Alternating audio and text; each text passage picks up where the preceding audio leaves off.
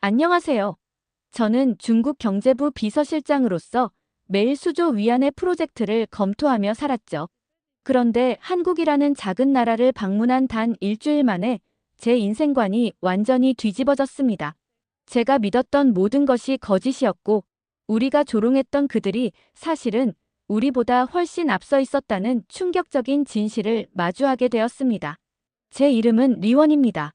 베이징 경제부에서 30년간 일하며 중국의 경제 기적을 직접 목격하고 주도했다고 자부했던 사람이죠. 2023년 봄, 저는 중난아이의 거대한 사무실에서 각 성의 경제 보고서를 검토하고 있었습니다. 그날도 여느 때처럼 한국 관련 회의가 있었습니다. 저는 늘 그랬듯이 코웃음을 쳤죠.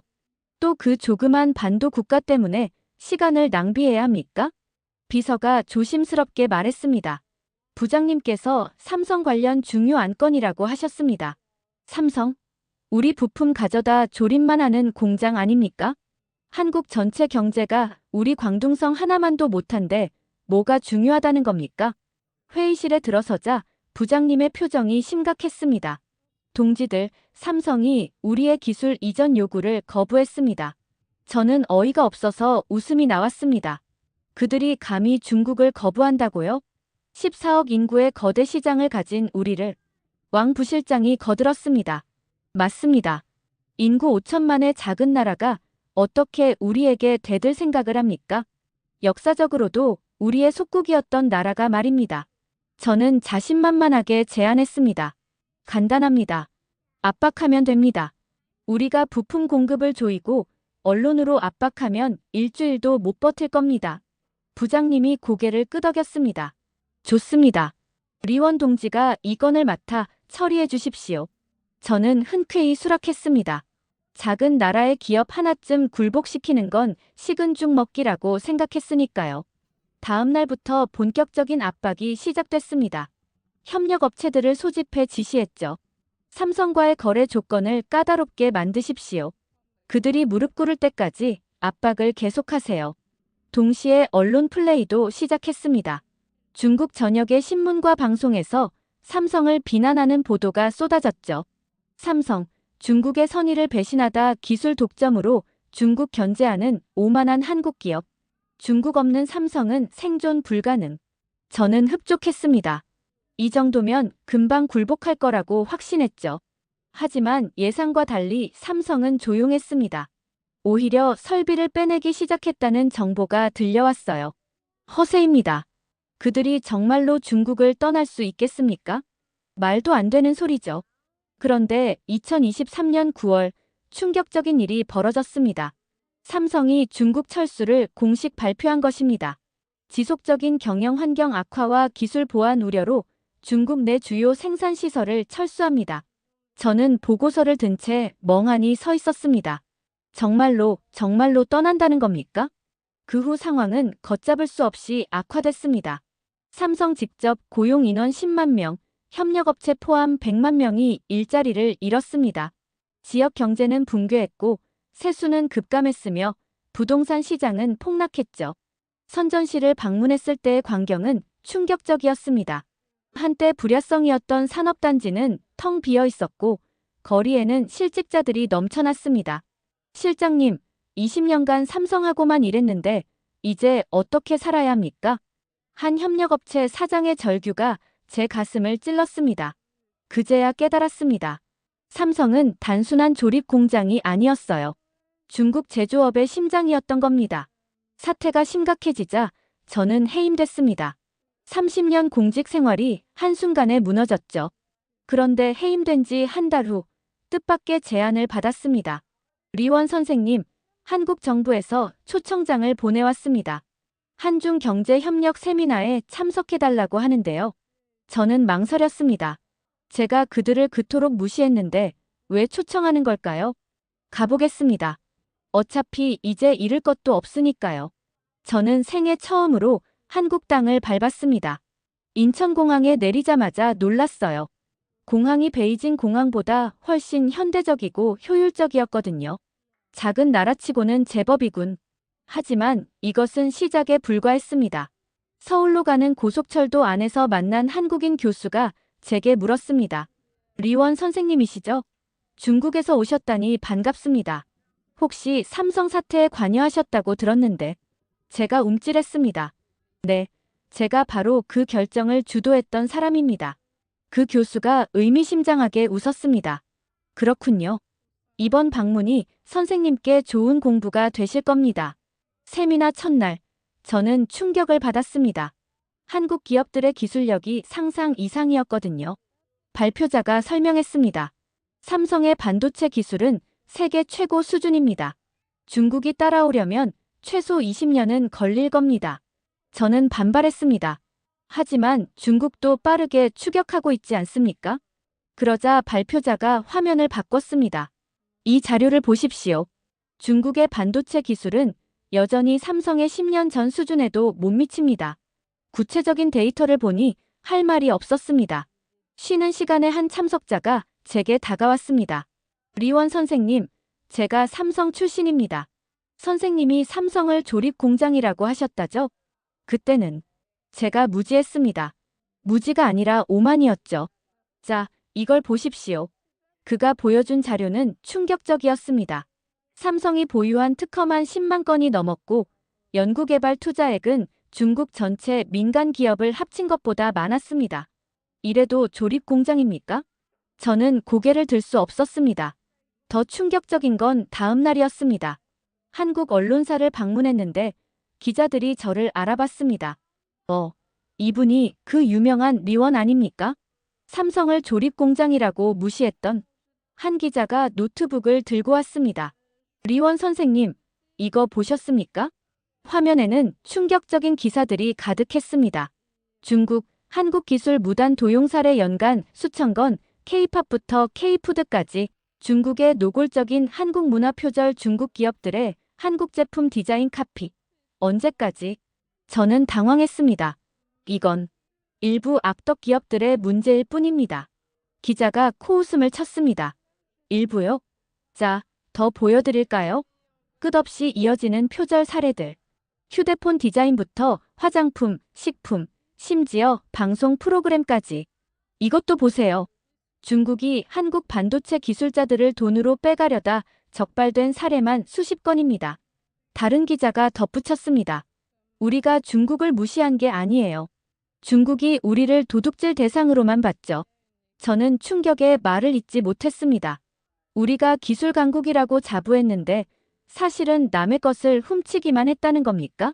세미나 셋째 날, 삼성전자 서울 사옥을 방문했습니다. 거대하고 현대적인 건물에 다시 한번 놀랐죠. 안내를 맡은 직원이 설명했습니다. 여기는 삼성 반도체 연구소입니다. 박사급 연구원만 3,000명이 넘습니다. 연구실을 둘러보니 최첨단 장비들이 가득했습니다. 중국에서는 본 적도 없는 수준이었죠. 이 장비들은 대부분 자체 개발했습니다. 중국의 기술 이전을 거부한 이유가 이해되시나요? 저는 부끄러워 고개를 들 수 없었습니다. 점심시간 삼성 임원들과 식사를 했습니다. 한 임원이 직설적으로 말했습니다. 리원 선생님, 솔직히 말씀드려도 될까요? 네, 말씀하십시오. 중국은 항상 우리 기술을 훔치려고만 했어요. 정당한 대가를 지불한 적이 없죠. 그런데 기술 이전을 거부하니 오만하다고요? 다른 임원이 거들었습니다. 우리가 중국에 투자한 지 30년입니다. 그동안 중국에 일자리 100만 개를 만들고 세금도 수조 원을 냈어요. 그런데 고맙다는 말은커녕 기술 내놓으라고 협박하니 저는 할 말이 없었습니다. 그들의 말이 모두 사실이었으니까요. 게다가 중국 정부는 자국 기업만 편애하고 외국 기업은 차별했죠. 공정한 경쟁이 불가능했어요. 식사를 마치고 나오는데 한 젊은 직원이 제게 속삭였습니다. 저도 사실 중국에서 일했었어요. 기술 유출 압박이 얼마나 심한지 압니다. 매일이 전쟁 같았죠. 넷째 날, 한국의 중소기업 단지를 방문했습니다. 작지만 강한 기업들이 즐비했죠. 한 중소기업 사장이 제게 하소연했습니다. 우리가 10년간 개발한 기술을 중국 업체가 그대로 베꼈어요. 항의하니 오히려 우리를 고소하더군요. 중국에서는 법도 중국 기업 편이니까요. 다른 사장도 거들었습니다. 중국 시장 진출하려면 반드시 기술 이전을 해야 한대요. 안 하면 각종 규제로 괴롭히고. 이게 공정한 경쟁입니까? 저는 점점 작아졌습니다. 우리가 해온 일들이 얼마나 부끄러운 것이었는지 깨달았으니까요. 다섯째 날 서울대학교를 방문했습니다. 경제학과 교수가 특별 강의를 준비했다고 했죠. 오늘은 중국의 기술 굴기의 실체에 대해 말씀드리겠습니다. 교수가 보여준 자료는 충격적이었습니다. 중국이 자랑하는 고속철도 기술, 사실은 독일과 일본 기술을 베낀 겁니다. 스마트폰도 마찬가지고요. 구체적인 증거들이 화면에 나타났습니다. 우리가 자체 개발했다고 주장했던 기술들이 모두 외국 기술의 카피였던 겁니다. 더 심각한 건 이겁니다. 중국은 기술을 훔치고도 당당해요. 오히려 자기들이 원조라고 우기죠. 한 학생이 손을 들었습니다. 교수님, 그럼 중국의 진짜 기술력은 어느 정도입니까? 솔직히 말하면 아직 멀었습니다. 핵심 기술은 거의 없고 있는 것도 대부분 외국 기술의 변형이죠. 저는 충격을 받았습니다. 우리가 그토록 자랑했던 중국의 기술력이 허상이었다니. 쉬는 시간에 한 교수가 제게 다가왔습니다. 리원 선생님, 기분 나쁘시겠지만 이게 현실입니다. 중국이 진정한 강국이 되려면 남의 것을 훔치는 걸 멈춰야 해요. 하지만 후발주자는 어쩔 수 없이. 일본도 후발주자였고 한국도 그랬습니다. 하지만 우리는 정당하게 기술을 배우고 혁신했어요. 중국처럼 훔치지 않았죠. 여섯째 날 판교 테크노밸리를 방문했습니다. 한국의 실리콘밸리라 불리는 곳이었죠. 수많은 스타트업들이 활발하게 일하고 있었습니다. 그중 한 AI 기업을 방문했는데 젊은 CEO가 자랑스럽게 설명했습니다.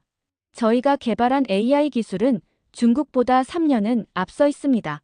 중국이 AI 강국이라고 들었는데요. CEO가 웃었습니다. 데이터 양은 많죠. 하지만 핵심 알고리즘과 칩 기술은 한참 뒤처져 있어요. 게다가 그가 화면을 보여줬습니다. 이거 보세요. 중국 기업이 우리 소스코드를 그대로 베껴서 특허 출원했어요.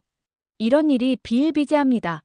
다른 스타트업들도 비슷한 경험이 있었습니다. 중국에 진출했다가 기술만 도둑맞고 쫓겨난 사례가 수두룩했죠. 그래서 이제는 중국 시장을 포기했어요. 차라리 미국이나 유럽에 진출하는 게 낫죠. 마지막 날 송별 만찬이 있었습니다. 한국 정부와 기업 관계자들이 모였죠. 한 고위 관료가 제게 말했습니다. 리원 선생님, 일주일 동안 많이 보고 느끼셨을 겁니다. 네. 제가 너무 무지했고 오만했습니다. 이제라도 아신 것은 다행입니다. 중국과 한국이 진정한 파트너가 되려면 서로 존중해야 해요. 삼성 임원이 덧붙였습니다. 우리가 중국을 떠난 건 시장이 작아서가 아닙니다. 신뢰가 없어서죠. 기술을 훔치고 압박하는 곳에서는 사업할 수 없어요. 다른 기업인도 거들었습니다. 중국이 정말 강대국이 되고 싶다면 남의 것을 훔치는 걸 멈춰야 합니다. 스스로 혁신해야죠. 저는 고개를 깊이 숙였습니다. 죄송합니다. 그리고 감사합니다. 진실을 알려주셔서. 한 교수가 따뜻하게 말했습니다. 늦지 않았습니다. 이제라도 중국이 변한다면 우리는 기꺼이 협력할 겁니다. 공항으로 가는 길, 저는 일주일 동안의 경험을 되새겼습니다. 한국은 작지만 강했습니다. 기술력, 혁신 능력, 그리고 자존심을 가진 나라였죠. 반면 중국은 크지만 약했습니다. 남의 것을 훔치는 데만 급급하고 진정한 혁신은 없었으니까요. 비행기 안에서 저는 결심했습니다.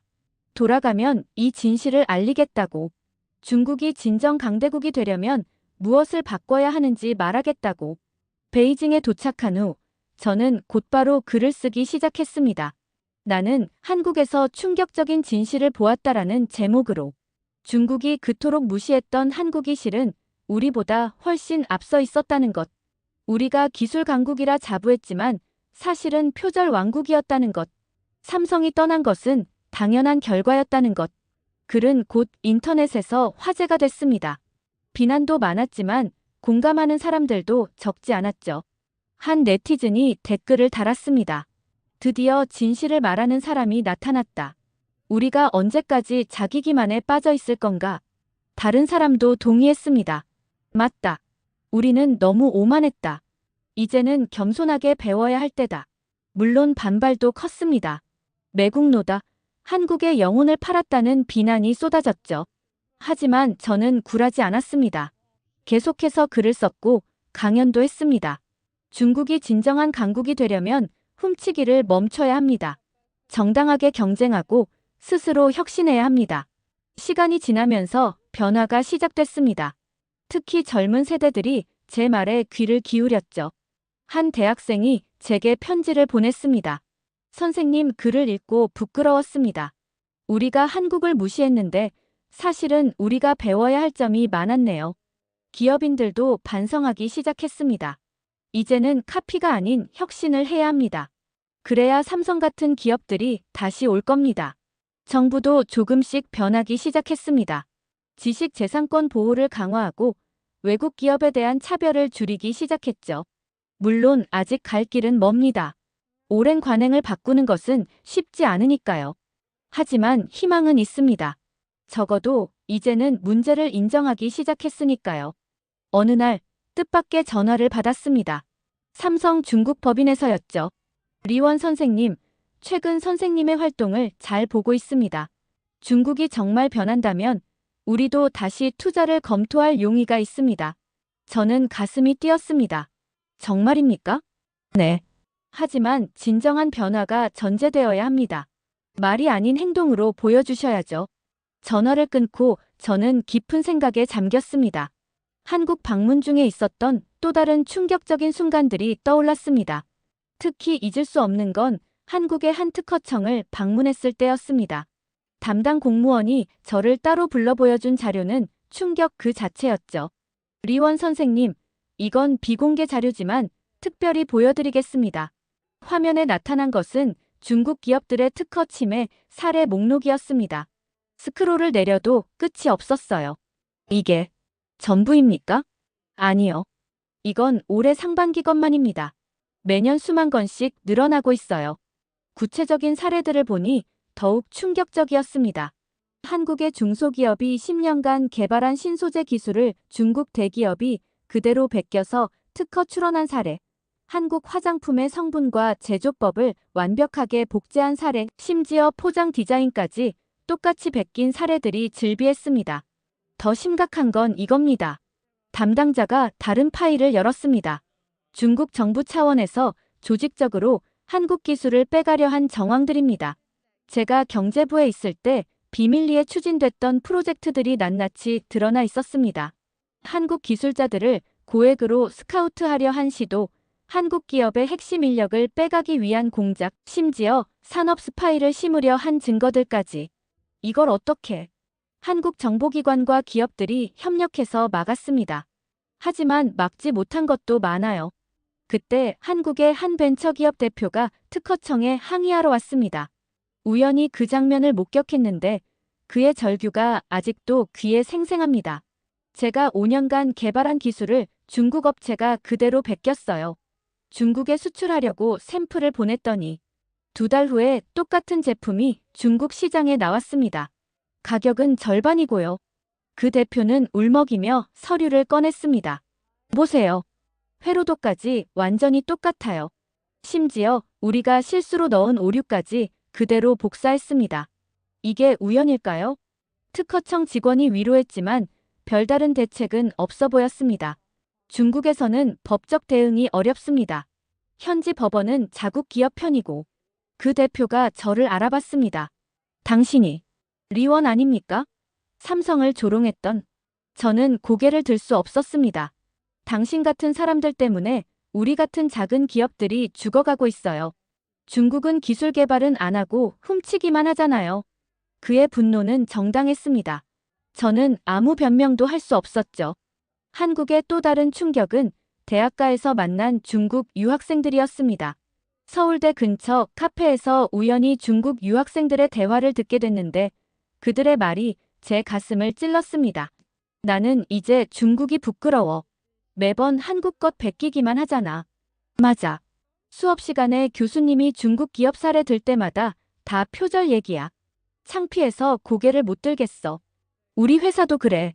한국 회사 제품 분해해서 똑같이 만들라고 하는데 이게 무슨 기술 개발이야? 한 학생이 한숨을 쉬며 말했습니다. 가장 웃긴 건 뭔지 알아? 베껴놓고도 품질은 따라가지 못한다는 거야. 겉모습만 똑같지 성능은 형편없어. 다른 학생이 맞장구 쳤습니다. 그러니까 삼성폰 분해해서 똑같이 만들어도 왜 삼성만큼 안 팔리는지 이제 알겠어. 기술의 본질을 이해 못하고 껍데기만 베끼니까. 그들의 대화를 들으며 저는 깊은 자괴감에 빠졌습니다. 중국의 미래를 이끌어갈 젊은이들조차 자국을 부끄러워하고 있었으니까요. 용기를 내어 그들에게 다가갔습니다. 혹시 잠깐 얘기 좀 할 수 있을까요? 학생들이 저를 알아봤습니다. 리원 선생님? 네, 맞습니다. 방금 여러분 대화를 우연히 들었는데 한 학생이 직설적으로 말했습니다. 선생님 같은 분들이 문제예요. 중국이 대단하다고 착각하게 만들어서 발전할 기회를 놓쳤잖아요. 아팠지만 사실이었습니다. 죄송합니다. 이제야 깨달았습니다. 하지만 아직 늦지 않았다고 믿습니다. 다른 학생이 냉소적으로 웃었습니다. 늦지 않았다고요? 한국은 이미 우리보다 20년은 앞서 있어요. 기술도, 문화도, 의식 수준도요. 특히 창의성과 혁신에서는 따라잡을 수가 없어요. 우리는 태어날 때부터 모방하라고 배우잖아요. 학생들과의 대화는 2시간 넘게 이어졌습니다. 그들이 들려준 이야기는 하나같이 충격적이었죠. 제 전공이 디자인인데 교수님이 대놓고 한국 디자인 100기라고 해요. 창의적으로 하면 오히려 점수를 깎아요. 저는 공대생인데 더 심해요. 한국 제품 리버스 엔지니어링이 정규 과목이에요. 이게 무슨 공부입니까? 제일 한심한 건 베끼고도 당당한 거예요. 마치 그게 능력인 것처럼. 한 여학생이 눈물을 글썽이며 말했습니다. 저는 케이팝을 좋아해서 한국에 왔어요. 그런데 알고 보니 중국이 케이팝도 베끼고 있더라고요. 음악, 안무, 의상, 심지어 멤버 구성까지 똑같이. 제가 좋아하는 중국 아이돌이 사실은 전부 카피였어요. 저는 그들에게 물었습니다. 그럼 어떻게 해야 한다고 생각합니까? 학생들이 한 목소리로 말했습니다. 인정하는 것부터 시작해야죠. 우리가 뒤처져 있다는 걸, 베끼기만 해서는 절대 앞서갈 수 없다는 걸, 교육부터 바꿔야 해요. 모방이 아닌 창조를 가르쳐야죠. 무엇보다 정직해져야 해요. 훔친 걸 자기 것이라고 우기는 문화를 버려야죠. 그들과 헤어진 후 저는 한국의 콘텐츠 산업 현장도 방문했습니다. CJ E&M 스튜디오를 견학했는데 그곳에서 본 것은 상상 이상이었습니다. 담당 PD가 설명했습니다. 여기서 만든 드라마와 예능이 전 세계로 수출됩니다. 작년에만 수출액이 수조 원이었죠. 중국은 어떻습니까? PD가 씁쓸하게 웃었습니다. 중국요? 가장 많이 베끼는 나라죠. 우리 프로그램 포맷을 그대로 도용해서 만들어요. 심지어 세트장까지 똑같이 만들죠. 그가 보여준 비교 영상을 보고 저는 할 말을 잃었습니다. 한국 예능 프로그램과 중국 버전이 구도, 자막, 음악까지 완벽하게 똑같았습니다. 이런 일이 비일비재해요. 항의해도 소용없고요. 오히려 우리가 베꼈다고 우기는 경우도 있어요. 작가 한 분이 거들었습니다. 더 황당한 건 우리 드라마 대본을 통째로 번역해서 중국 드라마로 만드는 거예요.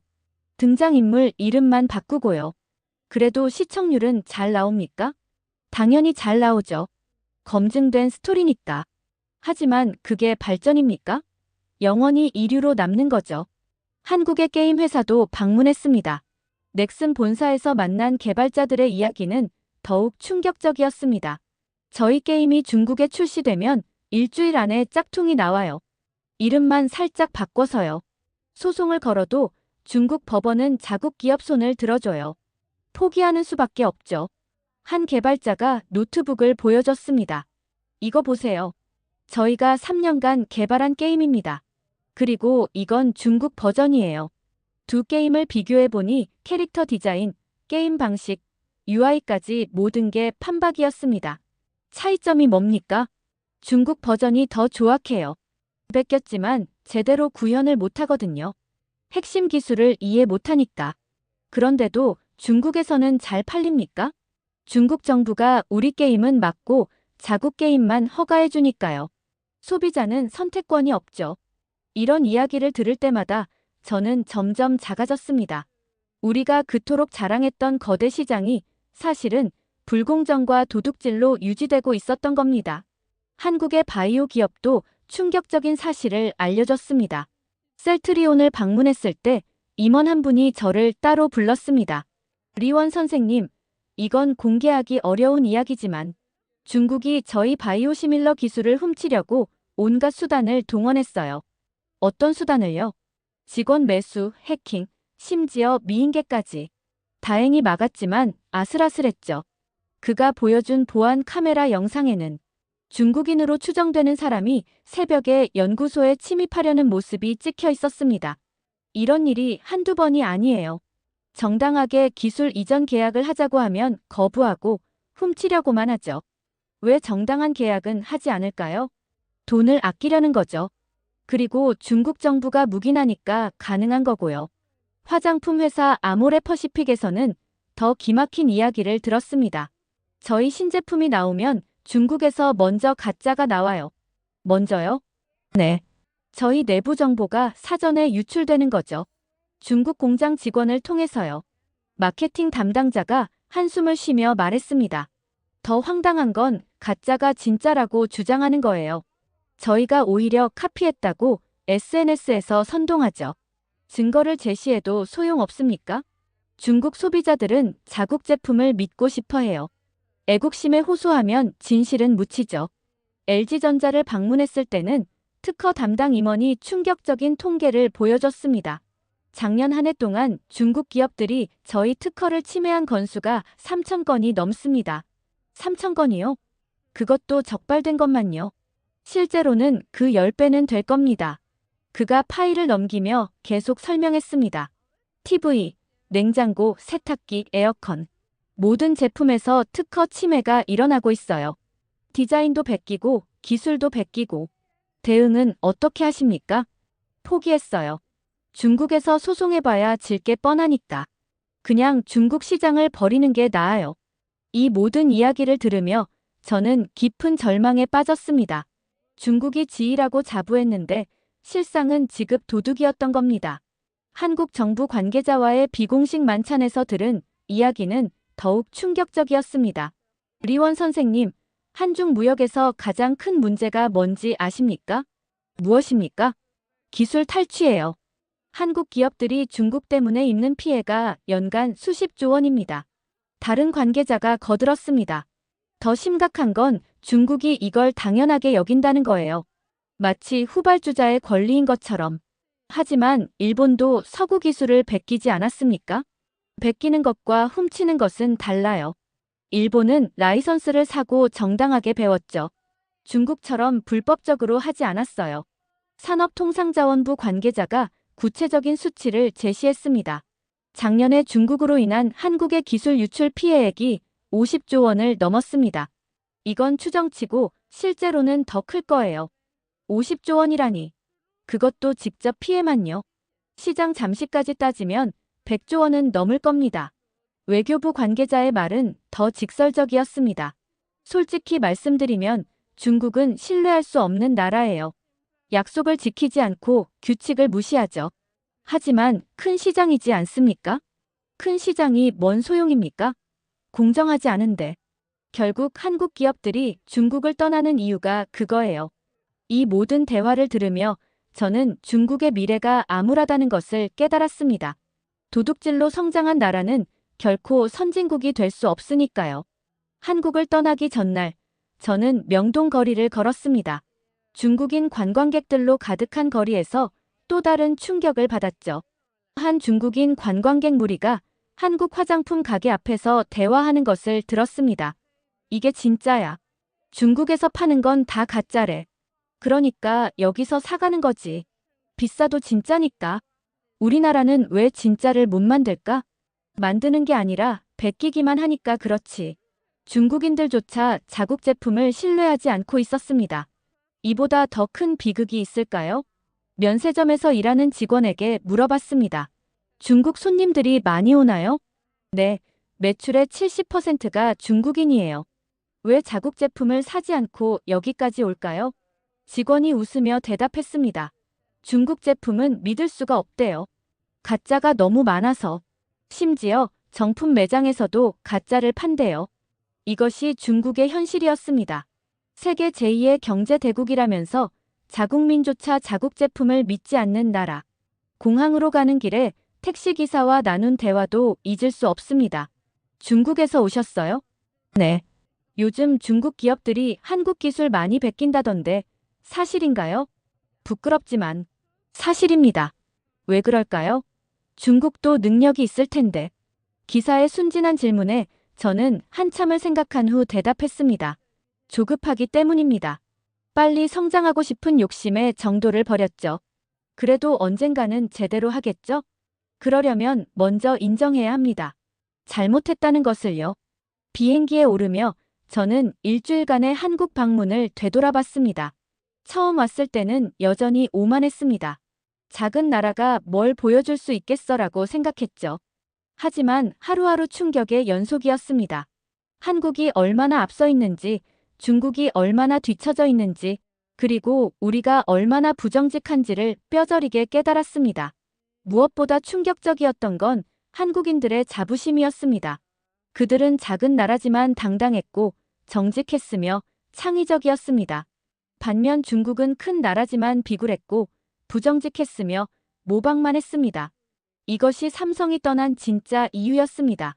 단순히 기술 유출 때문이 아니라 중국이라는 나라 자체를 신뢰할 수 없었던 거죠. 베이징에 돌아온 후 저는 변했습니다. 더 이상 중국의 거짓 성장을 자랑하지 않았고 대신 불편한 진실을 말하기 시작했습니다. 물론 쉽지 않았습니다. 비난과 협박이 쏟아졌고 매국 노라는 낙인이 찍혔죠. 하지만 포기하지 않았습니다. 왜냐하면 이것이 중국을 진정으로 사랑하는 길이라고 믿었으니까요. 제가 쓴 글들은 서서히 반향을 일으켰습니다. 특히 젊은 세대들이 공감하기 시작했죠. 리원 선생님 말이 맞아요. 우리가 너무 부끄러웠어요. 이제는 변해야 해요. 베끼기를 멈추고 창조해야죠. 한국을 배워야 해요. 그들의 정직함과 창의성을요. 물론 반대도 많았습니다. 한국 따위에게 배운다고? 자존심도 없나? 중국은 충분히 위대하다. 굳이 변할 필요 없다. 하지만 저는 확신했습니다. 변하지 않으면 미래가 없다는 것을. 시간이 지나면서 제 예측은 현실이 되었습니다. 중국을 떠나는 외국 기업들이 늘어났고 중국 제품에 대한 불신은 깊어졌으며 기술 격차는 더욱 벌어졌습니다. 이제 저는 매일 강연을 다닙니다. 대학에서, 기업에서, 때로는 정부 기관에서도 중국이여 깨어나라. 도둑질을 멈추고 창조를 시작하라. 거짓을 버리고 진실을 말하라. 오만을 버리고 겸손해져라.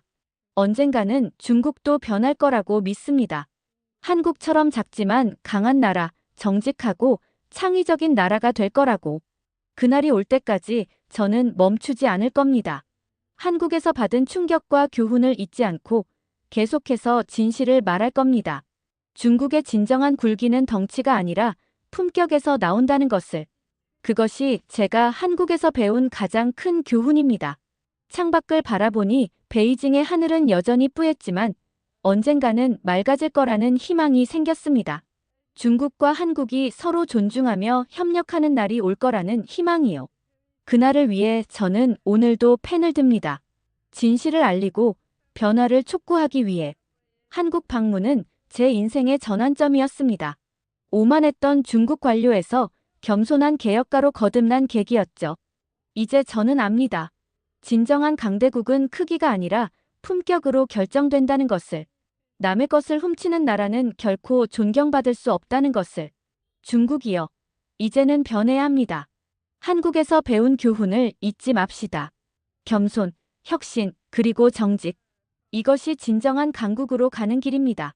돌이켜보면 삼성이 떠난 것은 중국에게 오히려 축복이었을지도 모릅니다. 덕분에 우리의 부끄러운 민낯을 보게 됐으니까요. 이제는 그 교훈을 바탕으로 새롭게 시작해야 합니다. 훔치는 나라에서 창조하는 나라로, 오만한 나라에서 겸손한 나라로. 그것이 제가 한국에서 배운 가장 큰 교훈입니다. 한국이여, 고맙습니다. 당신들이 보여준 자존심과 기술력, 그리고 품격을 저는 영원히 잊지 않을 겁니다. 언젠가 중국도 당신들처럼 당당하고 정직한 나라가 되기를 꿈꿉니다. 그날이 오면 우리는 진정한 파트너가 될 수 있을 겁니다. 서로를 존중하고 함께 성장하는 파트너 말입니다. 그날을 위해 저는 오늘도 싸웁니다. 중국의 오만과 무지, 그리고 표절 문화와 싸웁니다. 힘들고 외로운 싸움이지만 포기하지 않을 겁니다. 한국에서 본 희망이 저를 지탱해 주니까요. 중국의 젊은이들이여, 부디 제 말에 귀 기울여 주십시오. 한국을 무시하지 말고 배우십시오. 그들의 기술력과 혁신 정신, 그리고 정직함을 배우십시오. 그것이 중국을 진정한 강대국으로 만드는 지름길입니다. 마지막으로 한 가지 고백을 하겠습니다. 한국을 방문하기 전 저는 중국이 세계의 중심이라고 믿었습니다. 하지만 이제는 압니다. 세계에는 중심이 없다는 것을. 모든 나라가 서로에게 배울 점이 있다는 것을. 작은 나라 한국이 거대한 중국에게 가르쳐준 교훈. 그것은 제 인생 최고의 선물이었습니다. 이 선물을 중국 전체와 나누고 싶습니다. 그래서 저는 계속 쓰고 말하고 가르칠 겁니다. 언젠가 중국이 한국처럼, 아니 한국보다 더 훌륭한 나라가 되는 그날까지